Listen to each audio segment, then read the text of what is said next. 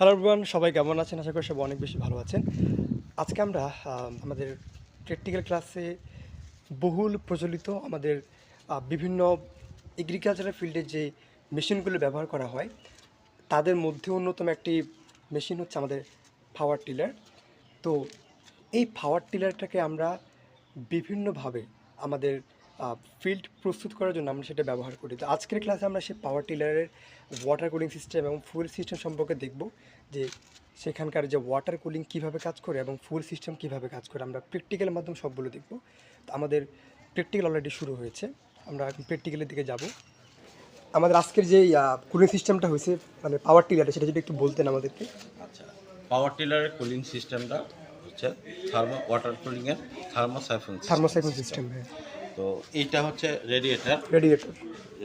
আমাদের সিলিন্ডারের ঠিক উপরে আছে রেডিয়েটার পজিশনটা। তো এইটা ক্যাপ, এটা হচ্ছে radiator pressure cap. Pressure cap যদি ইউজ না করতো তাহলে কী হতো, হিট হইতে একটা পর্যায়ে ব্লাস্ট হয়ে এই জন্য প্রেসার ক্যাপ ইউজ করে। তো এই রেডিয়েটারে আমরা পানি প্রথমে ঢাললে একদম ওয়াটার জ্যাকেট পর্যন্ত ফিল আপ হয়ে যাবে। তো ফিল আপ হওয়ার পরে তখন আমরা ইঞ্জিন স্টার্ট করব, তখন সিলিন্ডারের হিটের কারণে আমার ওয়াটারটা খুব দ্রুত তাপমাত্রা বেড়ে যাবে, যার ফলে গরম পানি আস্তে আস্তে উপর দিকে ওঠে, কারণ গরম পানির ঘনত্ব কম, তাই তো? গরম পানি উপরে উঠলে এই রেডিয়েটার কী করবে, সঙ্গে সঙ্গে কুলিং ফ্যানের দ্বারা খুব দ্রুত পানিটাকে নর্মাল টেম্পারেচার হিট থেকে নর্মাল টেম্পারেচার নিয়ে আসবে। আবার এটা ঠান্ডা হলে গ্র্যাভিটি ফোর্সে সেটা ওয়াটার জ্যাকেটে যাবে। ঠিক পরিচালন পদ্ধতিতে এটা আবার উপরের দিকে উঠবে। অর্থাৎ এটা হচ্ছে পরিচালনা পদ্ধতি, থার্মোসাইফন যেটা আছে।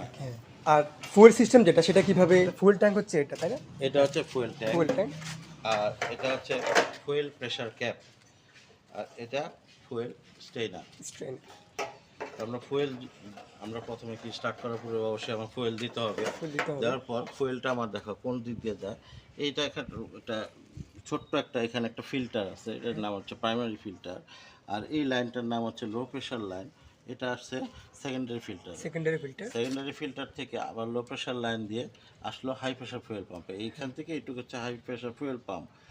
আর এই লাইনটার নাম হচ্ছে হাই প্রেশার ফুয়েল লাইন, যেটা চলে গেছে ইনজেক্টর সিলিন্ডার কি করবে, ইনজেক্ট করবে অ্যাটমাইজ ফর্মে ইনজেক্ট করার পরে এখানে যে ইনজেক্টরের অ্যাক্সেস ফুয়েল লাইনটা, সেটা এদিক দিয়ে এসে তোমার এই সেকেন্ডারি ফিল্টার আবার চলে আসে। এই হচ্ছে এটার ফুয়েল সিস্টেম। ঠিক আছে, ধন্যবাদ শঙ্কর। আপনাকে ধন্যবাদ। আচ্ছা,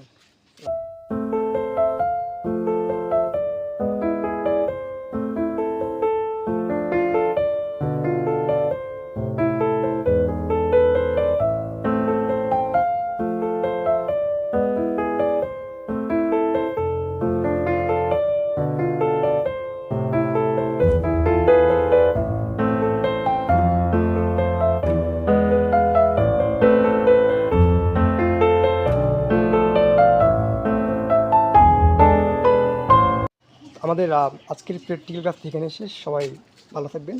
থ্যাংক ইউ সো মাচ। দেখা হবে অন্য কোনো ভিডিওতে।